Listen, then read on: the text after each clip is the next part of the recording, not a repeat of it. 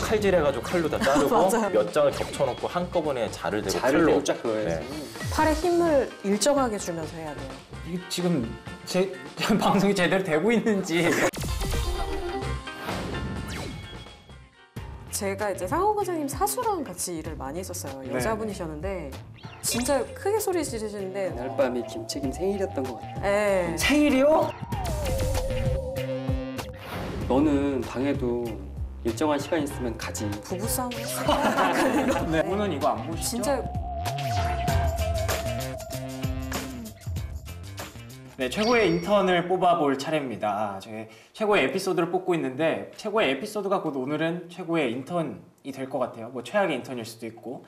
그러면 우리가 받아본 키워드부터 한번 보여주시죠. 네, 첫 번째 국만대. 국만대가 뭘까요? 아, 복만대도 아니고 뭐 국민대도 아니고 뭐 국만대. 네, 두 번째 놀이동산 인턴. 아, 놀이동산 인턴? 놀이동산에서 일하신 분도 계신가 봐요, 여기. 새롭네. 세 번째 라인.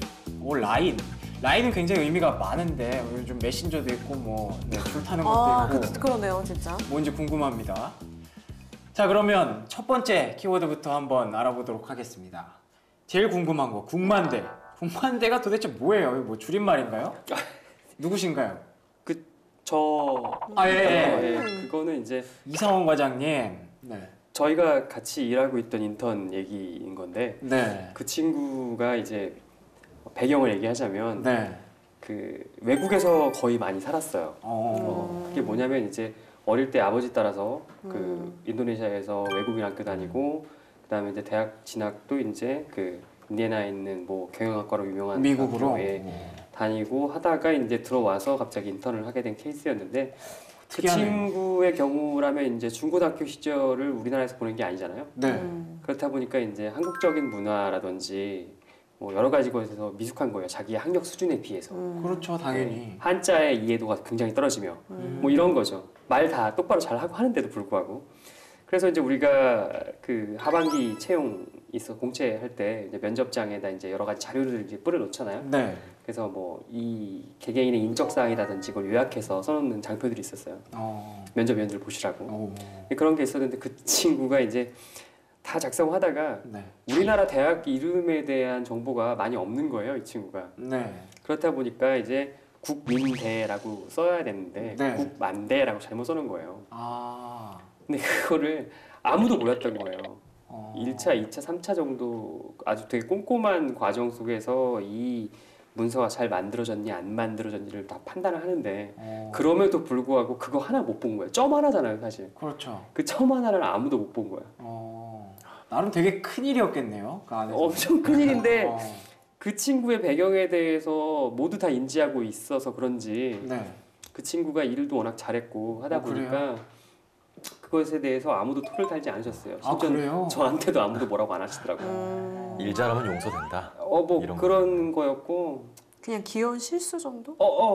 귀여운 실수라고 하기엔 되게 큰 실수인데 불구하고 예, 넘어갔던 기억이 있어요. 그런 거 원래 안 넘어가거든요. 그쵸. 예, 안 넘어가는데 너무 신기했던 경험이라 계속 기억이 남네요. 지금 같은 경우는 사실 뭐 많은 기업에서 뭐 모르겠어요 어떻게 하는지는. 근데 이제 되게 CBT 베이스로 이제 컴퓨터를 올려놓고서 하다 보니까 거기서 클릭하면은 모든 게 다 떠요. 네. 그래서 이제 그런 오탈자의 범위가 되게 많이 줄어들긴 했는데 그때 당시는 이제 다 출력해서 깔아주고 하다 보니 그런 사태가 벌어졌던 것 같아요. 알겠습니다. 그러면 두 번째 놀이동산 인턴 얘기 굉장히 궁금한데요. 이건 누구가? 네, 접니다. 네. 네. 놀이동산 인턴이 부장님이라고요? 놀이동산, 그러니까 뭐 제가 같이 재직 당시에 네. 바로 정말 저와 함께 일을 했던 인턴분입니다. 대학교 3학년을 마치고 오신 4학년 가기 전에 네. 오신 인턴분, 여성분이셨어요. 네. 근데 뭐 그 놀이동산이라는 게 그 뭐 이모 어떤 저 용인에 있는 그런 놀이동산이랑은 전혀 관계가 없고요. 없어요? 네, 왜 놀이동산 인턴이라는 제목을 붙였냐면은 네. 이분이 인사를 정말 놀이동산처럼 하세요. 안녕하십니까. 네, 근데 이건데 네, 보통 뭐 저도 이제 놀이동산이 뭐지? 하면 보통 이렇게 얘기하거나 뭐 안녕 이렇게 얘기하잖아요. 근데 네. 그게 아니더라고요. 이분을 뭔가요? 보니까 그럼요. 그 회사가 그 뭐 여의도에 있는 뭐 이제 그 뭐 이제 그 동일한 빌딩이 2개 있는 그런 이제 회사가 있어요. 네. 거기서 근무할 당시에 쌍둥이. 예, 그 쌍둥이인데 거기서 이제 엘리베이터 타고 이제 올라와요. 네. 그럼 올라온 다음에 엘리베이터를 내리면은 이제 그 사무실로 들어가기 위해서는 또 하나의 이제 유리문이 있습니다. 아 찍고 들어. 예, 그 아이디 카드를 찍고 이제 들어가는데 아침에 출근하면은 이제 이 친구 항상 먼저 일찍 와가지고 그 유리문 앞에 대기를 하고 있는 겁니다. 그러면서 아니, 거기까지는 좋죠. 그럴 수 있죠. 그러면서 네. 뭐 안녕하세요 또는 뭐 안녕하세요 뭐 이럴 수 있잖아요. 또 놀이동산이니까 뭐 안녕하세요 이럴 수도 아니 있는데 뭐 이럴 수도 없어요 회사에서 사실. 그렇죠. 안녕하세요. 예. 낯서네요, 것 되게. 같아요. 낯서는. 근데 문제는 이분이 문제는 아니죠. 굉장히 좋았던 게 이 팔의 위치가 틀립니다. 팔이 이렇게 아니라 일단 어깨를 들어야 됩니다. 죄송합니다, 책임님. 어깨를 들어야 되고요. 네. 그 다음에 약간 45도 뚫린 다음에 이 상태에서 손목만으로 안녕하세요 이렇게 해야 되는 거예요. 네, 그러니까 이게 이 팔 드는 게 이제 핵심이에요. 근데 이 인사를 아침에 출근할 때마다 네. 모든 그 직원들한테 안녕하세요 이렇게 하고 있는 거예요. 인턴이요? 네, 인턴이. 사무실에 몇 명 있었어요? 사무실 거기가 한 층에 100명. 그러니까요. 굉장히 많습니다. 근데 다 이제 문이 2개라서 이쪽에 가시는 분이고 이쪽에 가시는 분인데 이제 저희 사무실에 그러니까 저희 책상에 있는 그쪽 그 앞에 서가지고 이제 인사를 하시는 거예요. 아니, 왜 그러셨을까요? 근데 그분은 그게 뭔가 밝게 인사하는 게 되게 좋다고 배웠다. 근데 그 인사하는 게 뭔가 어디서 배우셨는지 모르겠지만 근데 굉장히 반응이 좋았어요. 물론 이제 반응이 좋았어요? 네, 어떤 어르신분들은 좀 저 사람 왜 이래 이런 분들도 계셨지만은 네. 또 저도 그랬고 또 젊은 분들은 또 다 굉장히 좋아하시더라고요. 근데 그 좀 공통점이 뭐냐면은 이 친구도 일을 굉장히 잘했어요. 예, 그래서 뭔가 맡겨놓으면은 정말 잘하고 근데 또 그 친구는 좀 그 인턴분은 좀 어떤 좀 성향이 틀린 게 어떤 뭐 댄스 같은 것도 좋아하고 근데 아직도 저랑 연락을 하고 있습니다. 아, 굉장히 죄송한데 한 가지만 여쭤봐도 되나요? 혹시 미인이신가요? 예. 여자분이셨어요. 여성분이셨고 네. 예, 제가 봤을 때는 미인입니다. 네, 알겠습니다. 네. 영수 씨 이렇게 매한 마무리를 지어보네요. 근데 저도 질문하고 싶었어요. 네, 그런데 그죠? 사실 이렇게 하는 거를 좋아하기 힘들거든요. 네. 네. 근데 이게 그 웃음이란 게 이게 가식적인지 아닌지가 드러나잖아요. 근데 그 인터뷰 같은 경우는 그 표정 자체가 정말로 뭔가 화나고 이 사람을 정말 기분 좋게 해주고 싶다 그런 가식적인 표정이 아니었어요. 진정성이 있었던 거예요. 그러니까 사람들이 인정을 했겠죠. 저도 그랬고요. 아무리 이뻐도 가식적으로 웃으면 티가 나거든요. 네. 그 사무실 환경에 좀 어떤 긍정적인 에너지를 이렇게 뿜어내는 그런 그런 게 게 됐었겠네요. 길게는 안 있었지만 정말로 짧은 기간 동안에 굉장히 짧고 큰 굵게 가셨네. 임팩트를 주었습니다. 기억에 남기는 할 것 같아요. 지금 뭐 그 피모 외국계 굉장히 유명한 마케팅으로 유명한 피모 회사가 PN. 있는데 PN 어쩌고 그 회사가 있습니다. 네. 그 회사에서 이제 그 정규직으로 마케팅. 열심히 마케팅 다니다가 또 다른 지금 외국계 회사에서 어느 회사에서 다니고 있습니다. 예. 외국계 정말 잘 어울리실 것 같아요. 근데 더 이상 그건 안 한다고 알겠죠. 합니다. 네. 네. 자, 그러면 마지막으로 라인. 네, 책임님 얘기 한번 들어보고 싶네요. 제가 사실 상호 과장님이랑 인턴 시절 때 네. 제가 이제 상호 과장님 사수랑 같이 일을 많이 했었어요. 여자분이셨는데 이제 인상도 되게 날카롭게 안경을 쓰시는 분이셔서 사실 이렇게 딱 첫인상을 만나보면 말을 참 걸기가 어려운 분. 쉽지 않은 사람이지. 네, 그런 어려운 사람들 분. 있죠. 예. 네. 근데 그때 당시에 제가 들어갔던 시즌이 한 7월에서 8월. 제가 8월 중반까지 8월 말까지 했었나? 제가 기억이 네. 잘 안 나는데 아마 그때 시즌이어서 하반기 채용이 굉장히 많이 이루어졌던 시즌이에요. 네. 근데 그때 그 차장님이 하셨던 게 신입 채용도 있었지만 경력직 채용도 그렇지. 담당을 하고 계셨어요. 그래서 제가 그날 작성했던 보고서가 해외 쪽인지 국내 쪽인지 모르겠는데 R&D 엔지니어 핵심 인력 채용에 대한 보고서였는데 이 엑셀로 정리되는 보고서였어요. 10페이지 정도 되는. 지금은 그때 당시에 이게 굉장히 많은 높으신 분들에게 넘어가는 보고서라고 그때는 착각을 했었는데 네. 지금 생각해보면 그 정도는 아니셨던 것 같고 팀A 정도에서 공유하는 보고서가 아니셨을까 하는 네. 그 부분이 있긴 하거든요. 왜냐하면 되게 공식적인 파일이 아니었었어요. 제 그거 기억. 면접조서였을 거예요 아마. 아 그러셨나? 이 사람의 이름부터 해서 인적 사항이 나오고 이 사람이 어떤 평가를 받았는지가 쭉쭉 나와서 뭐 점수가 최종적으로 몇 가지 나왔니 뭐 이거를 맞아요. 한 7, 80개에서 한 150개 정도의 사람을 쭉 열거해가지고 써놓는 그런 거였을 거예요. 맞아요. 네. 그런데요. 그 결과에 대한 그 집계였기 때문에 뭐 이렇게 공식적인 석상에서의 발표 자료가 아니었어요. 네. 근데 이제 테두리가 엑셀은 이제 얇게 들어가는 선이 있고 굵게 들어가는 선이 있고 여러 선이 있잖아요. 이중선도 있고. 네, 이중선도 있고. 근데 그걸 되게 스트릭하게 보시는 분이셨어요. 그 차장님이. 네.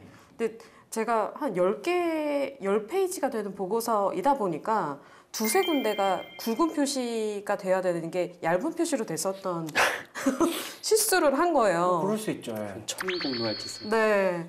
근데 그게 되게 천인공노할 짓이라고요? 그렇죠. 문서의 생명인데.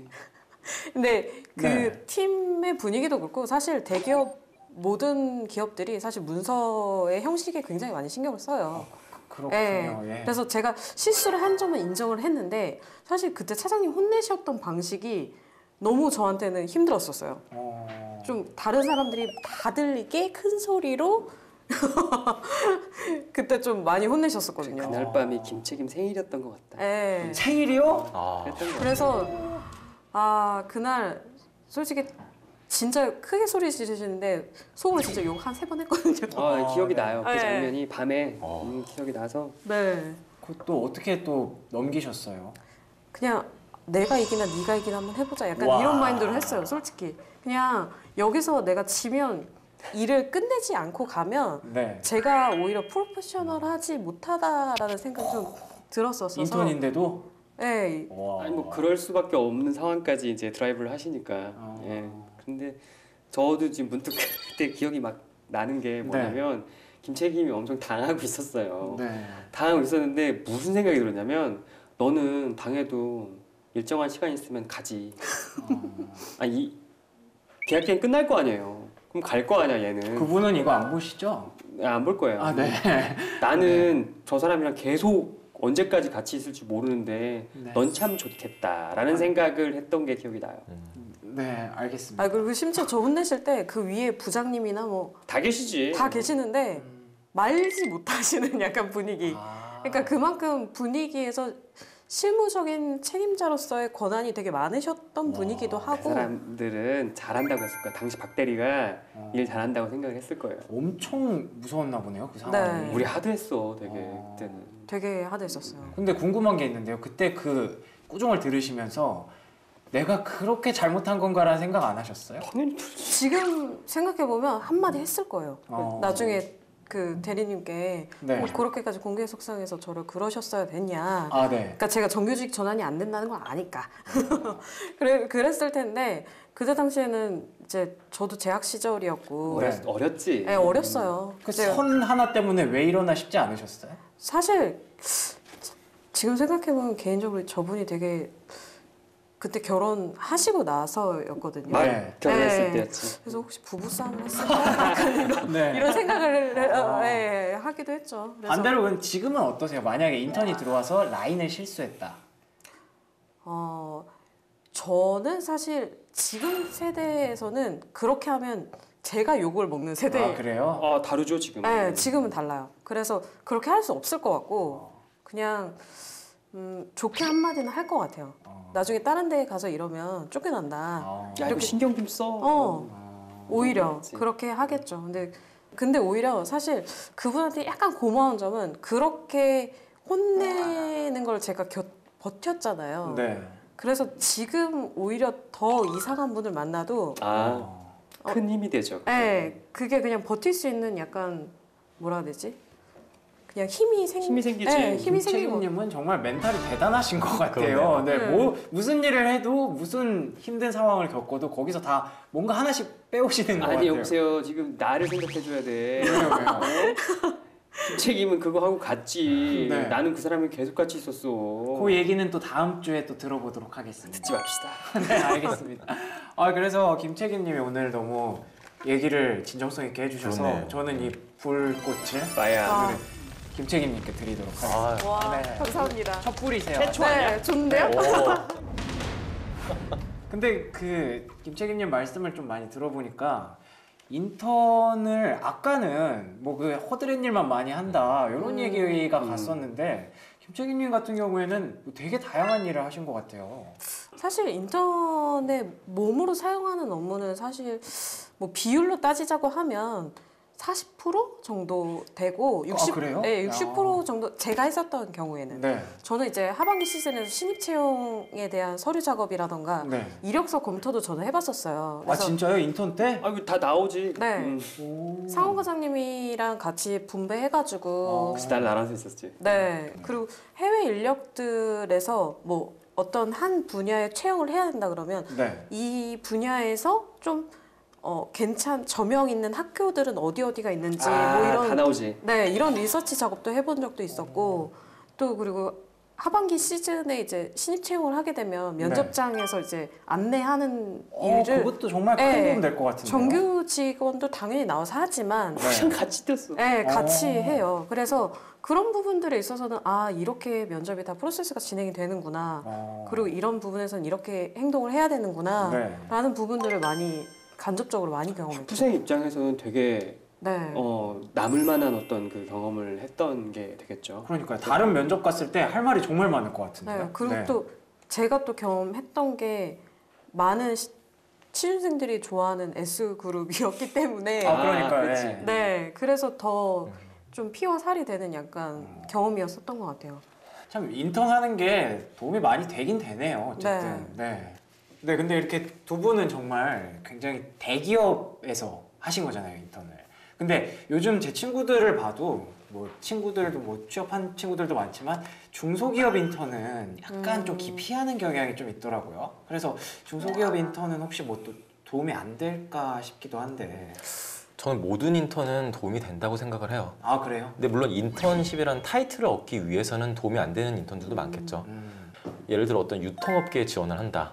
그러면 다 편의점에서 다 편의점 사장님들한테 가서 돈 안 줘도 되니까 나 여기서 뭐 하루 동안만 알바를 하게 해달라. 네. 문호동으로 내가 하겠다. 뭐 이런 분들도 되게 많다고 하더라고요. 근데 전 이게 너무 안타까운 거예요. 왜요? 왜냐면 이분들은 목적이 나는 뭐 예를 들어 뭐 A라는 편의점에 지원하기 위해서 네. A라는 난 편의점 그 실제 거기서 대리점에서 내가 일을 해봤다. 네. 해봤다는 결과론을 어필하고 싶다는 거죠. 그렇죠. 예. 네, 근데 중요한 거는 하면서 과연 나는 거기서 어떤 걸 생각했고 내가 지원하고자 하는 직무에 대해서는 내가 어떤 식으로 내가 이거를 더 고민을 하고 이거를 적용했는지 또는 실패했는지 성공했는지 이런 것들이 더 중요하다는 것입니다. 그래서 인턴십은 중소기업을 하건 구멍가게를 하건 대기업을 하건 그 목적성이 결과론, 인턴십을 했다는 결과론을 갖지 마시고 내가 정말 인턴십을 어떤 목적을 가지고 했는지 정말 내 직무 관련된 어떤 것을 얻을 수 있는지 거기에 대해서 한다면은 저는 인턴십은 충분한 도움이 된다고 생각을 합니다. 다만 이제 명석 씨가 이제 그 명석 씨 친구분들 얘기를 하면서 나왔던 네. 그 중소기업에 대한 기피 현상 네. 뭐 이런 거에 대해서 아마 우려를 하는 친구들이 많은데 뭐 지금 제 친구들뿐만 아니라 전반적으로 굉장히 그럴 거예요. 많은 취준생들이 그렇죠. 왜 그러냐면 이제 아무래도 대기업이라는 그 상대적으로 잘 정비된 시스템, 일에 대한 체계, 뭐 아래날의 분배, 뭐 이런 것까지 네. 그 인턴의 그 최하단부까지 내려갈 때까지 그게 이제 나름 체계적으로 많이 정리가 되어 있어요. 네. 그간에 수많았던 실패와 이런 시도들을 통해서 그래서 이런 일을 시켜야 되고 여기까지 시키지 말아야 되고 이런 그렇죠. 선들이 많이 마련이 돼 있단 말이에요. 근데 이제 상대적으로 그런 체계가 많이 지금 완성이 되어 있지 않거나 네. 지금 막 개발하고 있는 이제 소단위의 스타트업이라든지 이런 경우에는 그런 게 많이 준비가 안 돼 있는 상태일 수밖에 없어요. 네. 그런 상태에서 인턴이라는 것을 뛰어들다 보면 아마도 이제 여러분들께서 쉽게 우려할 수 있는 노동력의 그 심한 착취라든지 그럴 수 이런 걸 있죠. 걱정할 수도 있고 또는 우리가 지금까지 많이 얘기했었던 그런 진짜 허드렛 일만 하다가 네. 오는 그런 상황이 발생할 수가 있을 뿐이에요. 근데 그런 것 때문에 아마 여러 친구들이 이제 그 중소기업이라는 곳이라든지 스타트업 가서 이제 인턴을 쉽게 한다는 게 좀 대기업에 비해서 상대적으로 좀 꺼려진다. 메리트가 좀 없어 보이기도 하고. 네, 물론 뭐 메리트 얘기를 하자면 아무래도 대기업 타이틀을 알고 있는 그러니까요. 인턴십에서 하는 게 이제 간판으로서의 역할을 할 수가 있는 건 사실이니까 예, 그런 프로세스를 내가 겪어서 해봤다라는 것까지 될 수 있으나 네. 원론적으로 또 이제 부장님께서 말씀하신 거랑 연계를 짓다 보면은 네. 그게 본질적인 거거든요, 사실. 맞습니다. 기업에서 요구하는 그 우리 취업 준비생의 어떤 역량이라고 하면은 네. 뭐 대단한 직무적인 역량 이런 건 사실 전공에서 다 끝났어요, 기본이. 그게 아니라 문제 해결하는 역량인 거예요, 문제 해결 역량. 발생하는 문제 변수를 맞닥뜨렸을 때 내가 어떠한 방법으로 이 문제에 대해서 과제에 대해서 정의를 했으며 네. 내가 갖고 있는 자원들 여러 가지들을 어떻게 효율적으로 분배를 해서 이 문제를 해결하다 나갔겠느냐. 네. 그리고 그 해결 과정에서 발생한 여러 가지 변수들이 발생할 때 또 어떤 식으로 극복했고 이런 극복의 과정 속에서 내가 깨달은 게 무엇이냐. 그 깨달음을 가지고 내가 얻어가는 걸 바탕으로 해서 이런 직무에 지원함에 있어서 큰 메리트를 가질 수밖에 없지 않겠느냐를 어필하게 되는 그런 스토리가 돼야 된다는 거죠. 네. 그리고 중견기업이나 중소기업에서 인턴을 할 경우에는 네. 사실 대기업 같은 경우는 좀 한정된 업무를 배울 수밖에 없는 상황이에요. 아, 그래요? 아까 시스템이 많이 그렇게 정비가 되어 있기 때문에 그 범위가 딱딱 정해져 있긴 하잖아요. 대단히 분업화된 거예요. 그쵸. 하나. 네. 네. 근데 중견기업에서 인턴을 하게 되면 여러 업무를 좀 해볼 수 있는 장점이 있거든요. 오히려 장점이 될 수도 있다. 네. 그렇기 때문에 그거에서 본인이 배울 수 있는 부분은 선택적으로 배우겠다는 생각으로 임해보는 것이 더 좋을 것 같아요. 너무 겁먹을 필요 없겠네. 근데 그게 참 좋은 말씀이긴 한데 이게 맞아요. 참 많이 분업이 되어 있는 곳과 그렇지 않은 곳과의 차이는 뭐 비단 인턴 경험뿐만 아니라 뭐 신입사원으로서 정규직으로서 경험에 대한 부분도 똑같이 적용이 되긴 하는데 네. 단 한 가지 이제 문제점이 있다면 그런 체계화를 통해서 세밀하게 일이 분할이 되어 있을 경우라면 하나에 대해서 좀 완벽하게 아는 게 이 업무의 본질이 무엇이고 이 업무가 결과적으로 추구하는 게 무엇인지에 대해서 명확하게 그 하나라도 알고 갈 수가 있는데 그런 게 바탕이 되지 않은 좀 덜 체계화된 상태에서 주먹구구식으로 이만한 일을 떠안고서 하게 된다면은 죽도 밥도 아니게 되는 상황이 많아지는 거예요. 그래서 내가 여기서 뭘 하는지 감도 안 잡히는데 누가 가르쳐주는 그런 그 체계도 되어 있지 않고 이러다 보면은 이제 헛발질만 하다가 끝나게 되는 경우도 많다는 거죠. 예. 그런 거가 좀 아쉬운 점이긴 하죠. 근데 요즘 같은 경우에는 한 번이 아니라 여러 번 하는 친구들이 굉장히 많아요. 그래서 뭐 예를 들면 막 신조어가 호모 인턴스라고 그냥 호모 사피엔스처럼 이 사람은 그냥 인턴을 하기 위해 태어났다 이런 말도 나오고 또 부장 인턴이라는 또 말이 있더라고요. 인턴을 한 경험이 너무 축적이 되어서 짬이 후덜덜해진 거지. 그렇죠. 정확하게 알고 계시네요. 부장님급. 부장 인턴이에요? 네, 부장님급으로. 그 사람이 나이가 들었다는 얘기가 아니라 네. 어떻게 생각하십니까, 부장님? 아, 이게 많이 하는 게 이렇게 좋은 걸까요? 같은 부장직급으로서 참 네, 기분이 좋지는 않은데요. 네. 결론적으로는 많이 하는 거는 저는 안 좋다고 봅니다. 안 좋다. 근데 이게 목적성의 차이가 있다고 볼 텐데요. 네. 인턴십 자체가 목적이 되어서는 안 된다는 얘기죠. 근데 인턴십을 많이 한다. 뭐 호모 인턴스? 네. 네, 호모 인턴스가 된다라는 의미 자체가 사실은 인턴을 그 전제가 이거잖아요. 인턴을 많이 하면 할수록 내가 가고자 하는 회사에서는 나의 경력을 높이 쳐줄 거다. 그렇죠. 여기에 대한 당연하죠. 전제가 있기 때문에 이제 호모 인턴스를 할 텐데 자소서를 채워야 하기 때문에. 그렇죠. 근데 네. 실상은 그렇지가 않다는 것이죠. 네. 결국에는 인턴십을 10번 하던 한 번 하던 기업 입장에서 봤을 때는 인턴십 했네? 이게 끝입니다. 그렇죠. 네, 인턴십을 정말 많이 했구나. 적게 했구나. 네. 관심 없다는 얘기죠. 인턴을 많이 하는 게 또 아쉬운 게 뭐냐면 자칫 채용 담당자나 네. 기업의 인사 담당자들한테 나쁘게 보일 수 있을 소지가 더 왜요? 커요. 뭐가 나빠? 말씀드렸듯이 인턴은 수가 많다고 해서 좋은 게 아니잖아요. 그거는 그렇죠. 네, 하지만 그걸 이해하시는 바일 거예요. 근데 수가 많은 건 뭐냐면 이 친구가 두 가지 중 하나예요. 인턴 자체가 목적이 되어버린 케이스가 되거나 아니면 아무도 이 친구를 안 받아준 거거나 계속되는 인턴 생활 속에서 이 친구는 또 필터되고 또 필터되고 또 필터되고 그래서 여기까지 온 거예요. 네.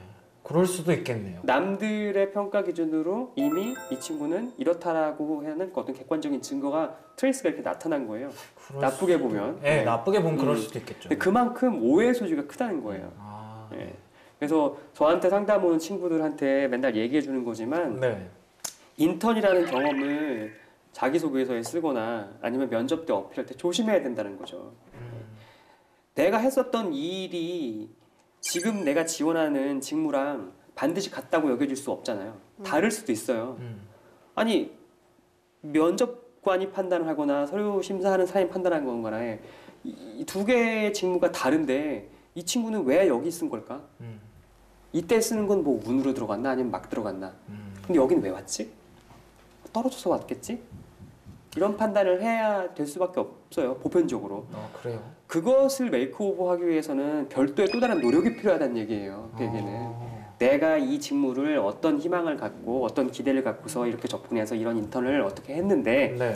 내가 이렇게 새 인턴 생활을 하다 보니 그 기업의 어떤 조직 문화라든지 아니 기업의 일하는 방식 네. 또는 나도 모르고 있었던 나의 적성을 발견하는 계기가 이렇게 마련이 되어서 그래서 너희 회사의 이런 조직 문화, 이런 그 직무에 네. 내가 기여할 수 있다고 판단하는 바가 너무 컸다라는 거를 듣는 면접위원이 납득할 수 있게 설명을 해줘야 되는 거예요. 그렇죠. 그렇게 또 스토리를 짜야겠죠. 네. 근데 그게 말이 쉽지. 어렵죠. 취준생 예. 입장에서 그렇게 사용하는 어휘나 뭐 이런 걸 통해서 그걸 만들어낸다? 되게 어려운 얘기예요. 네, 예. 맞아요. 그래서 무조건적인 그 인턴십 컬렉팅이 위험할 수 있다라는 거를 말씀드리고 싶은 거예요. 저도.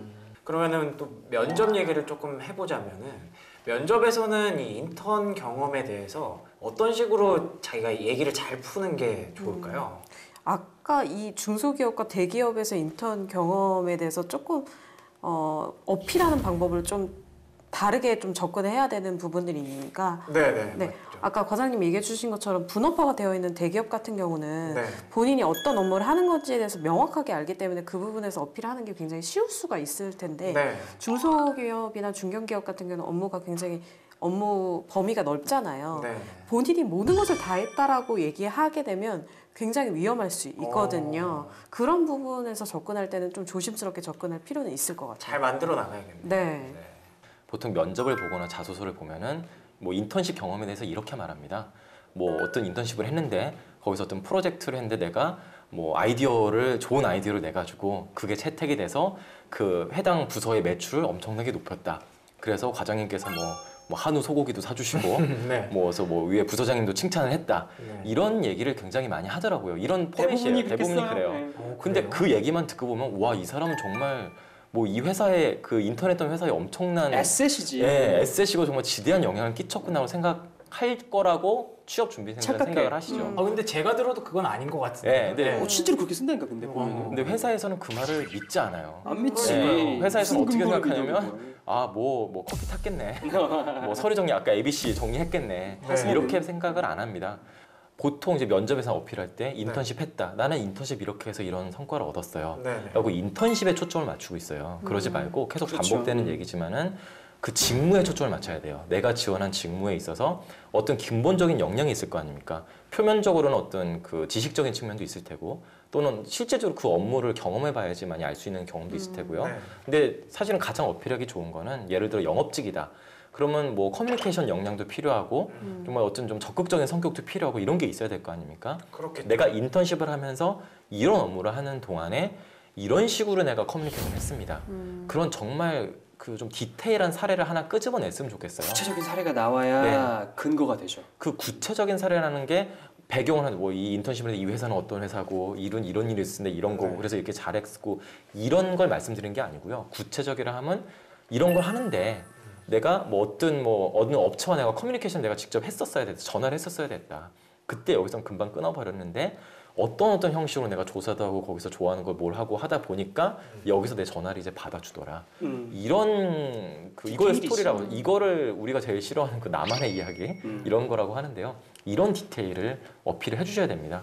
인턴을 했다 안 했다가 중요한 게 아니라 하면서 내가 어떤 역량을 얻었는지 그 커뮤니케이션 스킬인지 또는 적극성인지 이런 사례를 말씀하시는 게 훨씬 그 좋습니다. 면접장 그 특정 직무를 면접을 하게 되는 면접위원들의 구성 자체도 해당하는 직무의 업무를 수행한 지 네. 적어도 10년 이상 그렇죠. 되신 분들이 앉아 계세요.